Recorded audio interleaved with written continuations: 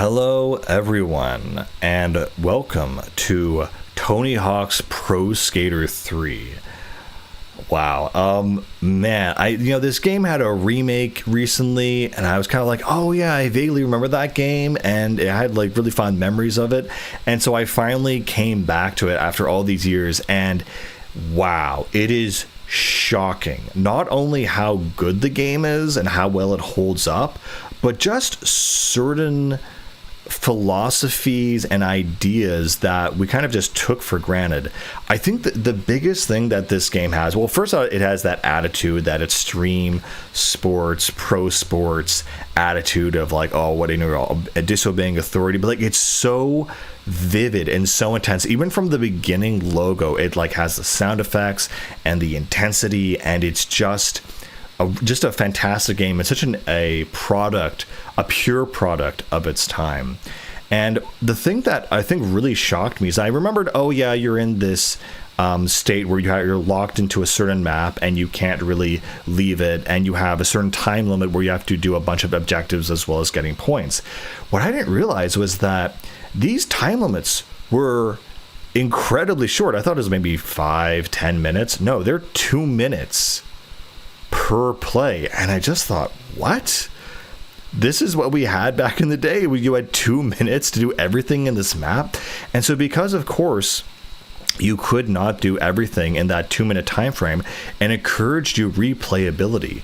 And so people say replayability, you can do New Game Plus. I've never seen a game embrace replayability so intensely. The idea that you're gonna play this thing for 2 minutes, and that's gonna give you enough of a taste to want to play it 10 more times in a row.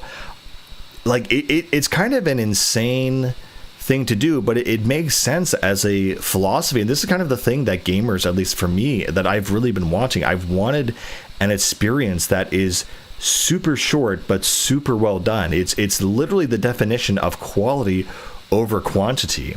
And yeah, okay, you're stuck in this map. You have to do the most amount of tricks and points possible, but then it encourages you to replay because you have these weird little hidden things. So there's also the element of discovery and collectibles as well, hidden within the level. And so it's constantly throwing rewards at you, new skateboards, new characters, and it's such it's legitimately a very short game, but it's so intense. It's so actually very intricately intense that you come back for it. It's kind of like what the new Doom games want to be. It wants to be this super badass whatever thing, but it spends almost more time telling you you're a badass than actually feeling that. And I don't know, it's just really fascinating and shocking to me, just again how well made this game is, and its philosophy too. It's like, hey, we made a 2-minute video game. If that was pitched today, you get laughed out of the boardroom or the investor meeting or whatever. But it's good. It's a really good 2-minute game because you keep, and that's the thing, most games are 2-minute games or 5-minute games. They rely on the same game loops of going somewhere, having a firefight, recovering from it, and going to the next one. It's just way more honest about what it's doing, and it also encourages you a lot of creativity because, again, your toolbox is that you're just a guy with a skateboard.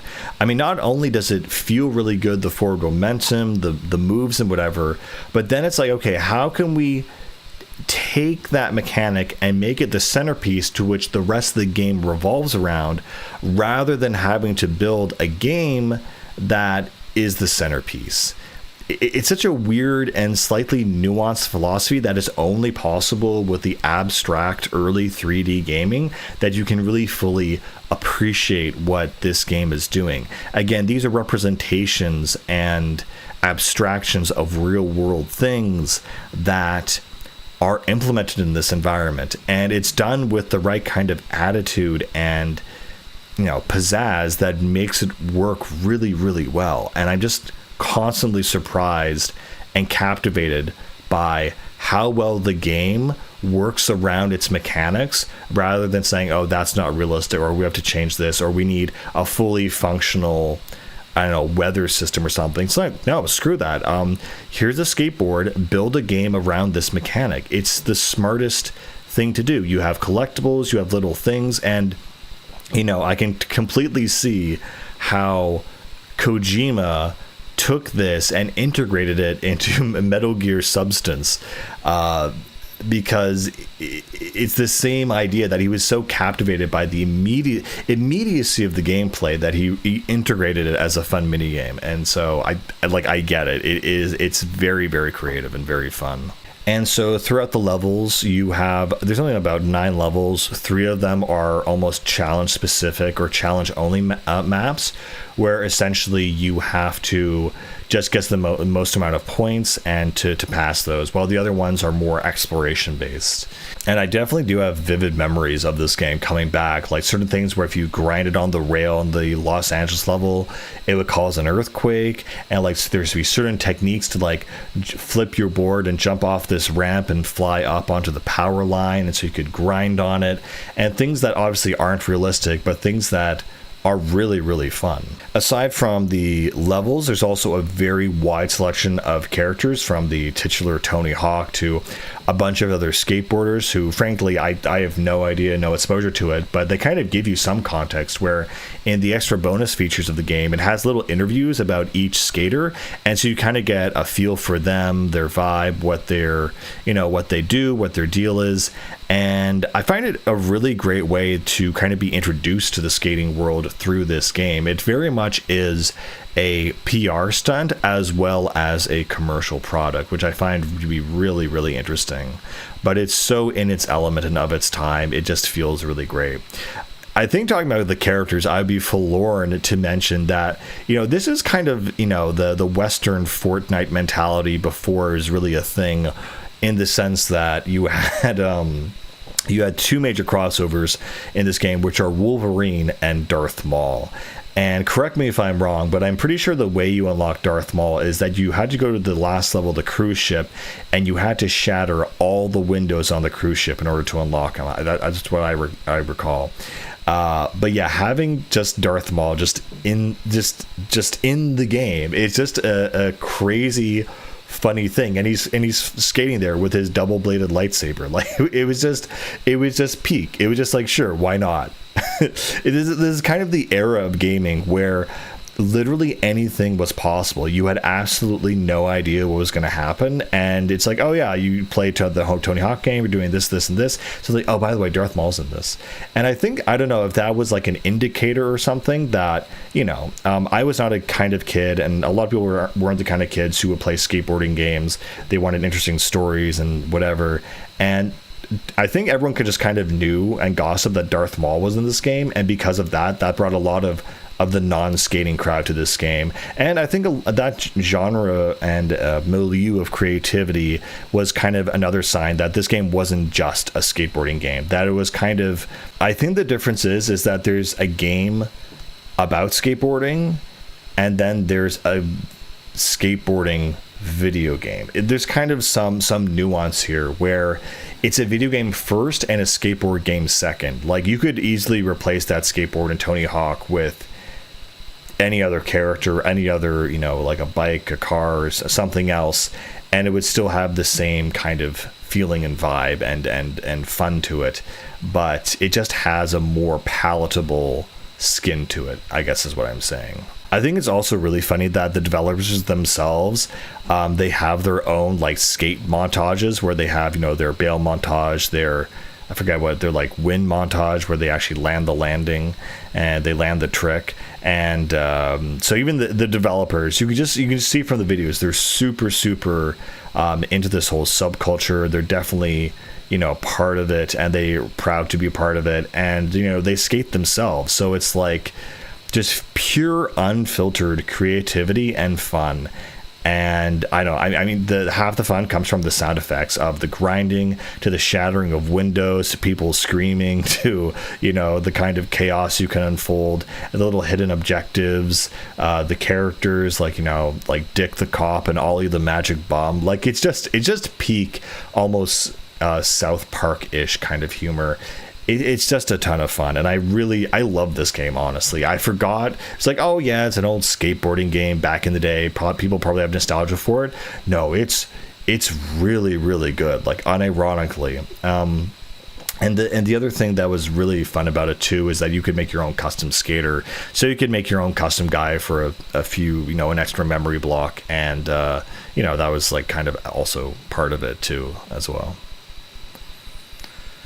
But yeah, it's a fantastic game, and just the sound effects of like how you unlock certain things, how you win certain things. It's big, it's intense, it's vibrant, and it's immediate. It's fast. You know, to load into a map, it takes, you know, a couple seconds, but you're in there. And the other thing too that I think I forgot to mention is the implementation of the music in this game, I think, is what makes it. And I say that because, like, these levels are only a couple minutes long, sometimes only a minute, and when the song comes in, it's only going to be, it's random. You can't control it. You have no control over it. So I found it extremely fascinating that most of these songs will not actually finish playing the whole song. So that's crazy. You just get the initial feeling, the notion, the vibe of that song, of that experience, and that also leads to you wanting to replay it more and replay the same level, because you might get a different song. And of course, just to be, you know, biased, the music selection in this game is from an era where music was just much, much better. So you have a whole style of different genres and songs. Like, I think you have like Green Day here, and you know, obviously there's some rap and stuff and some rock and roll, but it's all immediate. It's all extremely intense from the very second the music is blasting and you're in it. It's a true video game experience. It's something it's immediate, and it doesn't, there aren't a million settings to configure and, you know, all these different you know, things to contemplate and things to tweak. It's just immediate. It just starts and you're going and you're in the experience. And that level of immediacy is what I think a lot of games are missing from. It's a concept that's missing from gaming in general. And I'm really glad that I played this game, because it made me realize, oh yeah, this is what essentially we were missing. And of course, it throws points at you and whatever, and, you know, they have a crowd cheering and booing every time you pull something off. So, and the thing is too, the game is not long. It's designed to be, you know, again, there's 9 levels, but it's similar in a way to a game I reviewed recently, Diddy Kong Racing. It's supposed to be short, intense bursts of gameplay. Like, this is meant essentially for the non-gamer crowd, for the bros who are like, look, I'm not going to sit down and patiently sit in front of a 100-hour RPG, no matter how good the story is. They want something immediate and flavorful and quality, and that is what this game is. And again, I'm just shocked by the quality of it and how it gives you such an intense experience in such a short amount of time. It's like cocaine or something. It's really, really great. So yeah, I guess I kind of wanted to do a little throwback to this era of gaming, this style of gaming.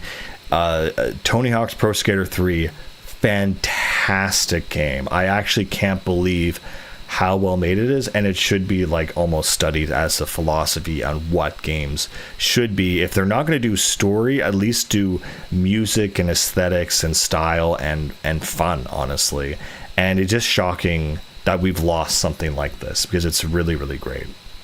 Anyway, guys, I just wanted to riff about this one. I'll see you later. Bye.